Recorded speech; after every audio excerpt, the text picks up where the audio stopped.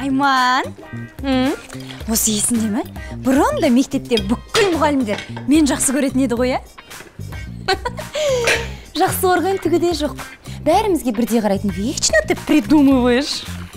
Ей, Айман, ана ыдыс аяғыңды жуғаныңа 2 сағат болды ғой. Бол тез. Негізі біз тазалап, жақсылап жуайық дегенбіз. Мен саған жу деп айттым. Не біз? Үнемі біреуді қасыңа ертіп жүрмесең болмай ма? Саған жұмыс емес өсек керек. Ыдыс аяғыңды жуып бол да, кілеміңді қақ.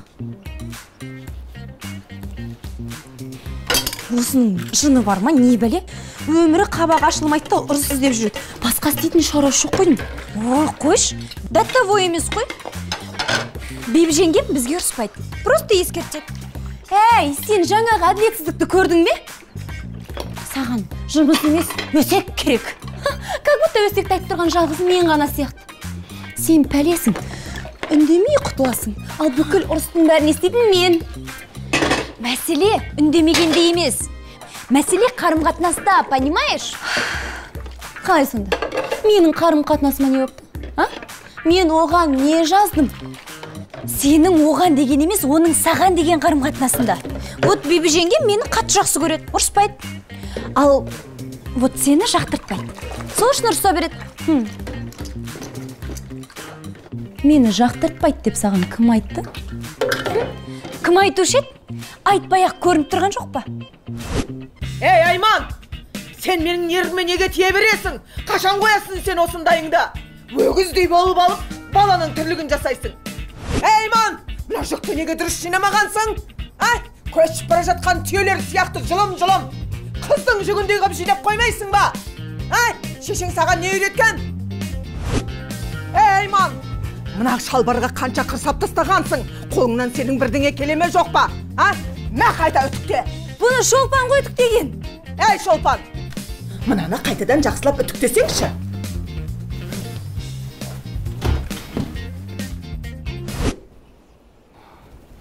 Жоғи, мен просто ұсталып қала берем. Ал сен үндемей құтыласың. Енді мен де үндемей құтылам, осыдан қара.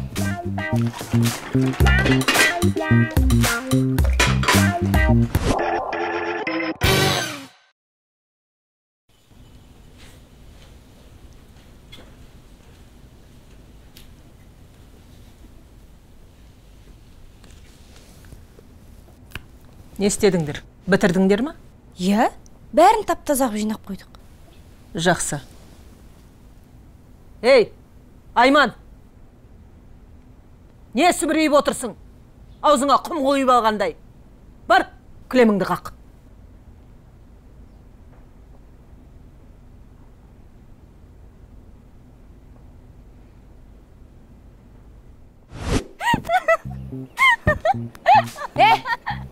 Неменеге жетіс күліп тұрсың?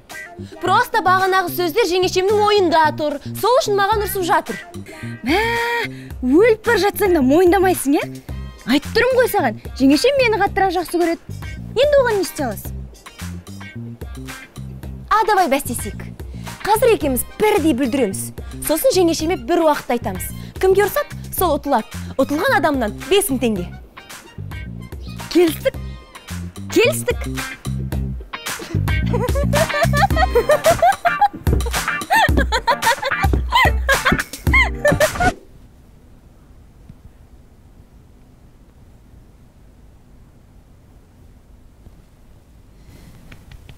Жеңге, мен ыдыс жуып тұрып ана тәрелкені сындырып алдым. Мен де екке сен қолымнан түсіріп алдым. Ей! Айман! Саған бүгін бірдеңе көрінген ба? Ауру адам сияқты қалтырамай қолыңа ие болмайсың ба? Қолыңнан сенің бірдеңе келе ме? Қашан адам боласың?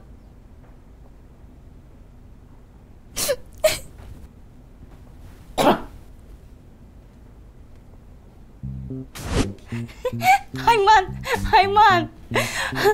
Маған тек кетші бар деді. Ал сенің иттеріңді басыңа қаптады.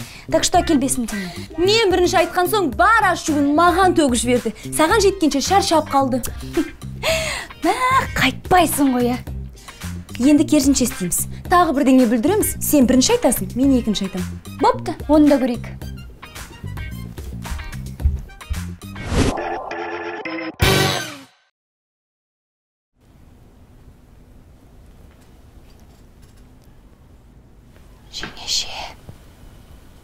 Жеңеше. Кешіріңізші. Мен көйлегіңізді түктеп отырып күйдіріп алдым. Мен де бұзауды байлауды ұмытып кетіппін. Ана ала бұзау ем қойыпты. Ей! Айман! Сен өлетін болдым ау? Не деген ынжық адамсың? Саған не істеуге болады? Не сөз өтпейді, не таяқ өтпейді. Кешкісіні апамның шайына не қатасың? Мені қатасың ба? Құра, жоғал. Сен де құра.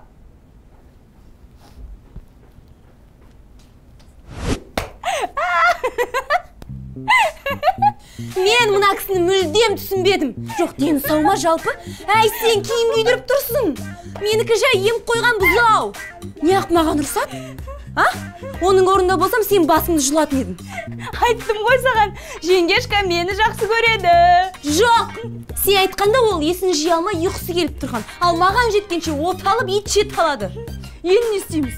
Әкел 5 теңгемді. Қаз тағы бірдеңе бүлдіреміз, сосын бір уақытта барып айтамыз. Қоймайсың, Бопты, мархабат.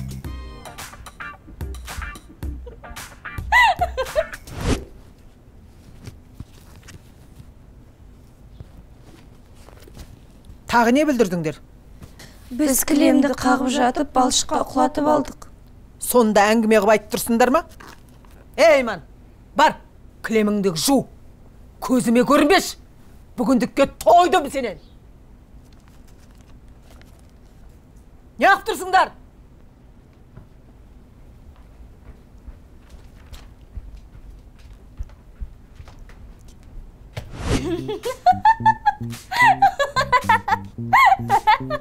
Бәрі таңертеңгі тірліктің кесірі. Сол кезде жексұрын болып көрініп едім, соған бола күні бойы ұрсып жатыр. Жаным ашейін, Айман. Мойындай салшы, жеңешем сенен қарағанда мені қатты жақсы көреді. Түк те ондай емес. Ертең бәрін басынан бастаймыз. Ей, жоқ ей. Онсыз да аз нәрсе бүлдірмедік. Үйдің бәрі қиратып бітетін болдық. Одан да былай істейік. Мен бір нәрсе бүлдірем, сосын бүлдірдім деп айтам. Ал сен жанында тып-тыныш тұрасың. Сосын кімге көбірек ұрсат, сол жеңіледі. Келісесің бе? Келістік.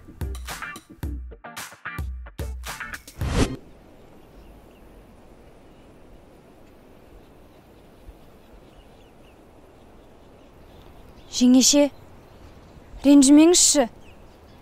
Мен ана перден іліп жатып, байқамай құлап, ортасынан жыртып алдым. Құдайым-ай, бүгін саған не көрінгел? Мына пәленің қасынан шықпайсың. Барлығы осының кесірінен.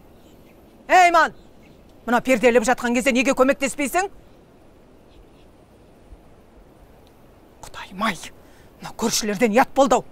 Жүреге! Мен семен басқаша сөйлесем.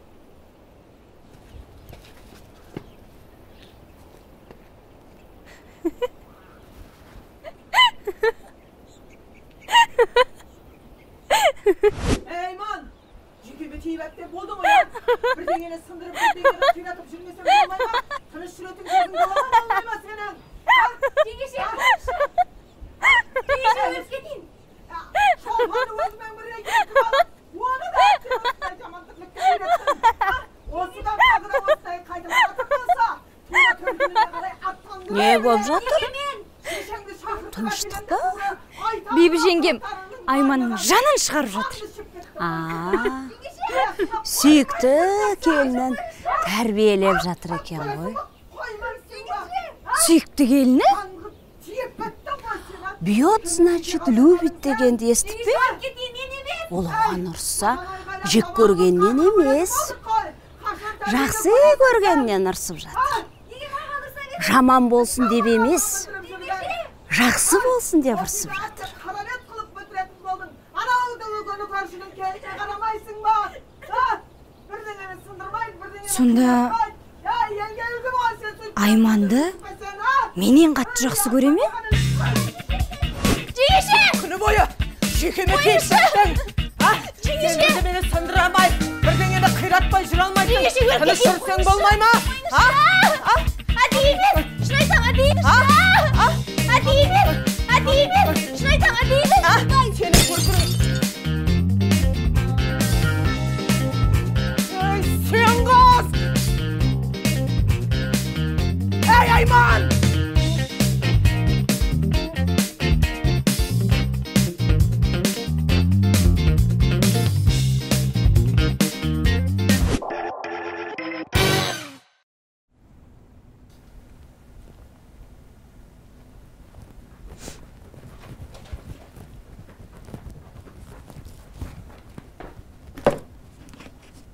Жеңеше, сізден бір нәрсе сұрасам бола ма?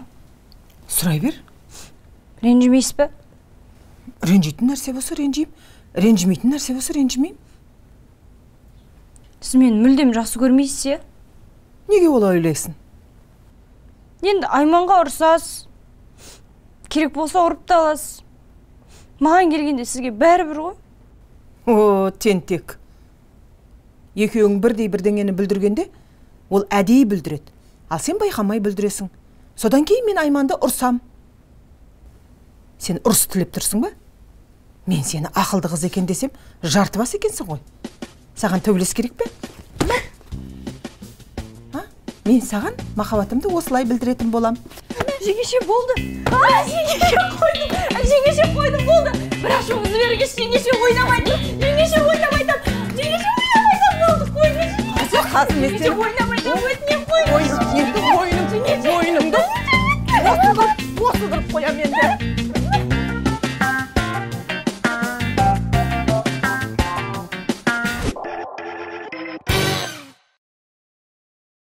Өзің едің тірегімде жыр боп тұнбаң жүрегім. Асың дәмді болсын, отырысың жайлы ғой тегі. Үйбай, рахмет, жайшылық па сенікі, алма? Дәмді мекен балмыстаған? Әкеш, дәмін көрейін. Үйбай, жеп отқан асымды тартып алған қалай кетті? Толып тұр ғой магазинде. Сатып алмайсың ба барып?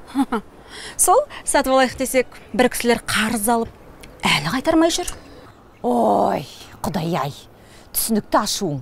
Берем дедім ғой ертең, не болды сонша? Салима, сен берем дегенің бар ғой, бір апта болды. Күнде ертең.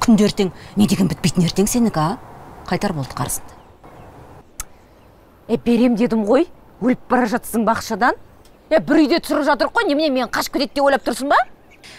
Маған енді бәрібір, қашасың ба, қоясың ба, ана тау асып кетесің ба, өзің біл. Әңгіме былай енді. Ақыры қарызымды қайтармайды екесің, ақша алғанда бәледе екесің. Онда әңгіме былай. Күніне 5000%. Бүгін 50.000 болса, ертең 55.000. Өзі балың өзіңе, Салимуша. Ойбай, баяғыда бандиттер туралы кинодан көруші едік счетчик дегенді. Басымызға келді ғой, құдай-ай. Салима, қайдағы счетчик? Бұның аты процент по кредиту. Ал банктың тілімен айтқанда, вы вышли на просрочку, Салима ханым. Қарызымды қайтар, басымды қатырма. Қарыз алғанда бәледе, қарашы өзің.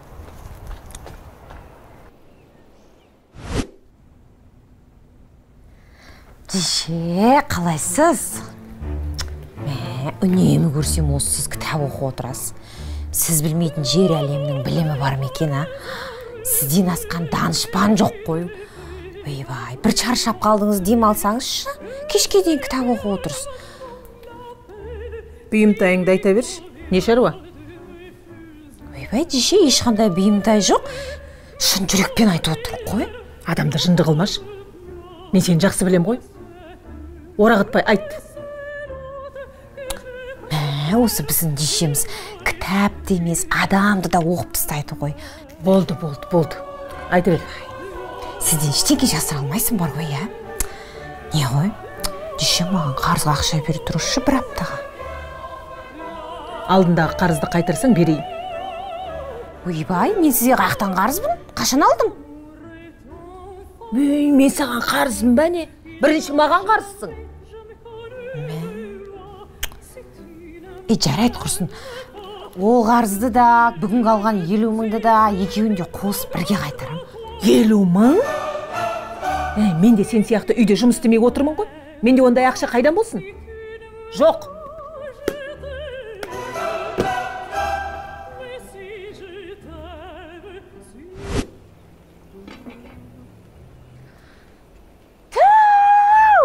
Бүкіл ауылдың бәрін ап кеткен не деген жұпар естесем, менің алтын жеңешем тамақ пісіріп отыр екен ғой. Сен бұл тамақтың дәмін көрсең ғой, ресторанда бұл тамақтың бір порциясы 5000 теңге тұрады. Дәмін көр, қазір.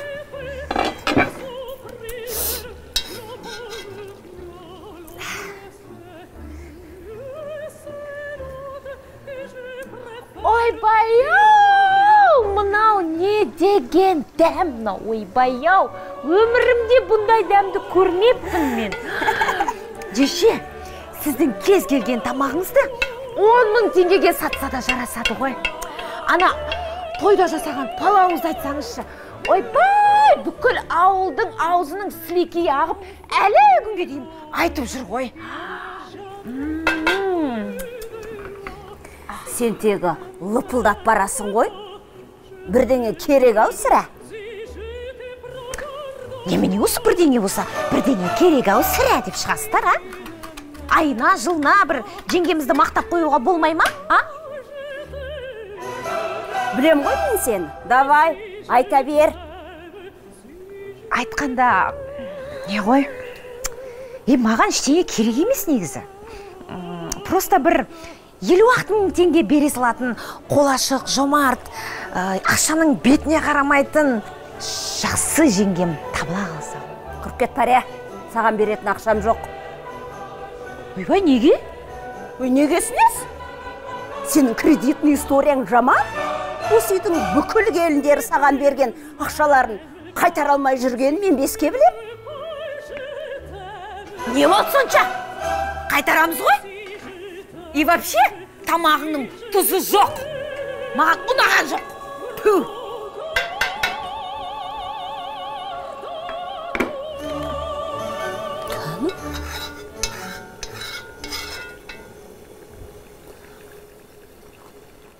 Түк те аз емес. Оттамай ар жүрші.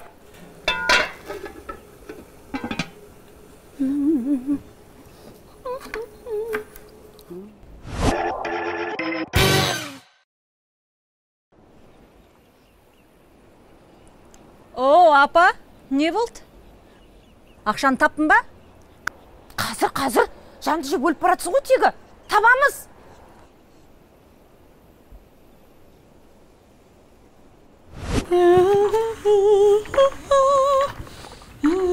Жаным, осы үйдің жұмыстан шаршамайтын еңбек қор келіні Чопико үшін менің. Әкел, мен жұмыс істеймін. Бар сен, шаршадың ғой, демал. Жеше, шын ба? Әрине шын. Немене бір кішкентай келініме көмектесе алмасам, неменесіне абысым болып жүрмін? Таң атқаннан бері жамбасын жер ескен еді. Демал бар, кім айтты десе мен айтты де. Рахмет, жеше. Сізге де менен көмек керек болса, кез келген уақытта айтыңыз, я? Жаным Чопаш, көмек демекші маған ақша бере тұршы. Берем?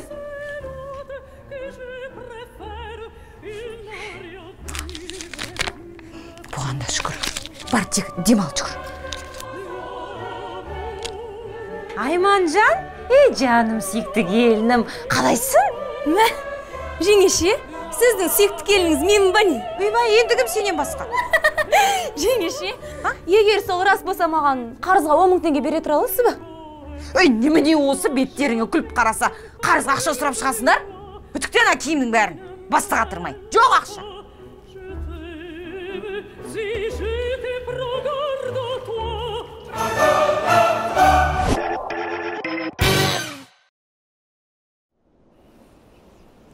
Оу, Салима! Салима! Не? Бер кел. Не? Әңгіме бар. Ой, бір сенде. Не болды? Не істедің, таптың ба ақшаны? Кешке дейін тауып берем дедім ғой, не болды сонша? Жаңа апам есіктің алдындағы көк шөпті жул дейді маған. Енді қайтейін? Ерініп отырмын. Мен үшін шөптер жыла салсаң, қарызыңның 5000 теңгесін кешіре салам. Адам емес екенсің, Алма. Мә, енді мен саған 40 000 теңге ғана қарызбын. Қақылдап сұрай берме. Үстіп адам боласың, Салима. Ай, Салима.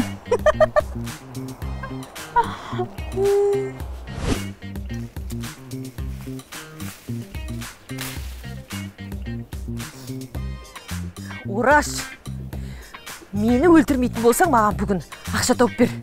Мына жақтағылар нені бар ғой, алқымнан алып қысып бара жатыр. Қайдан табан саған ақшаны? Қайдан тапсаң, ойдан тауып бер деймін мен саған. Тап!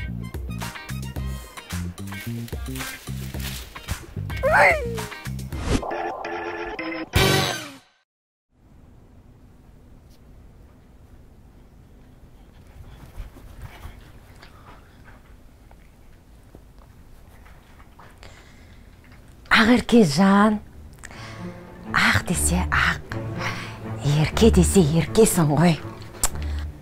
Сүйікті келінім ау менің, кішкентай ғана ботам ау, жанам ашин. Ақеркеш, мына жеңгеңді құтқарып бір 40 000 теңге ертеңге дейін қарызға бере тұршы.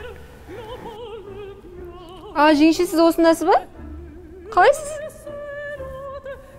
Жарты сағат болды ғой саған мына жерде тұрып әңгіме айтқаныма. Алдағы наушнигіңде бар ғой, бір күні өрттеп тастайым.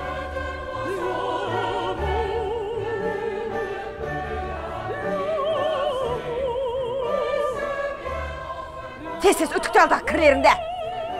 Қырышты.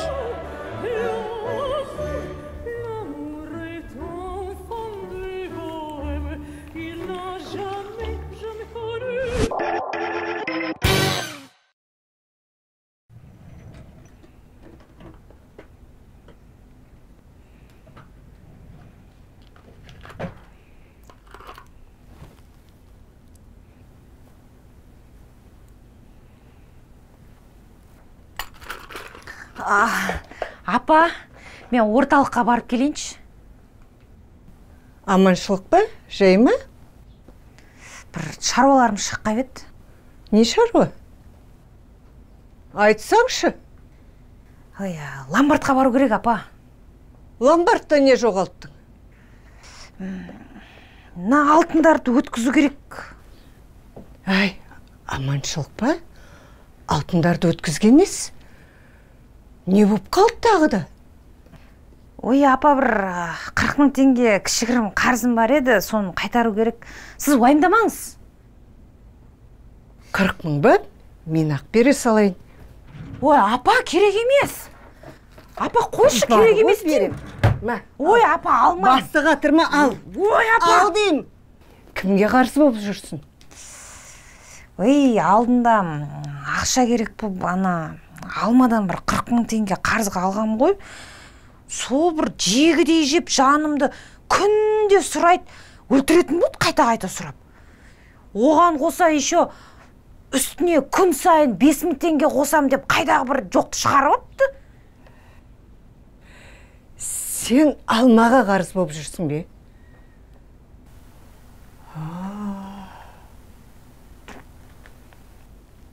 Әй, сен онда алмаға бедеп айт.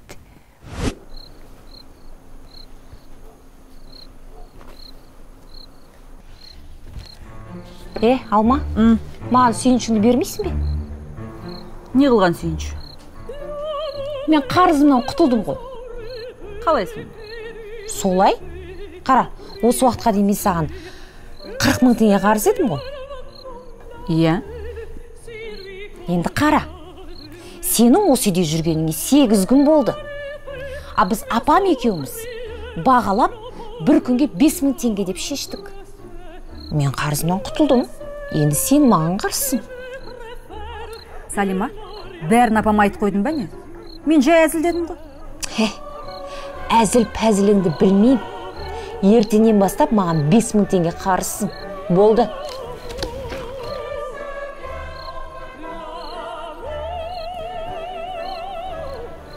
Әй, Алма, сен не бүлдіріп жүрсің, а? Пайыз, өсім деген арам ақша екенін білесің ба? Құдайдың өзі тыйым салған. Апа, мен жай әзілдедім ғой.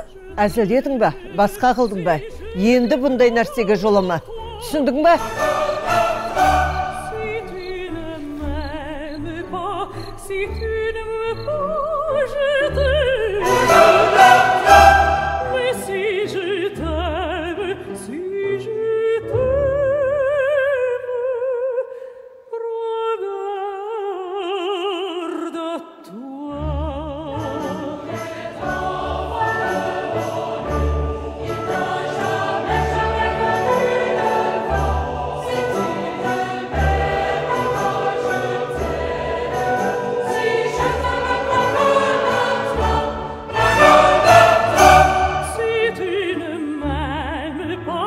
Si tu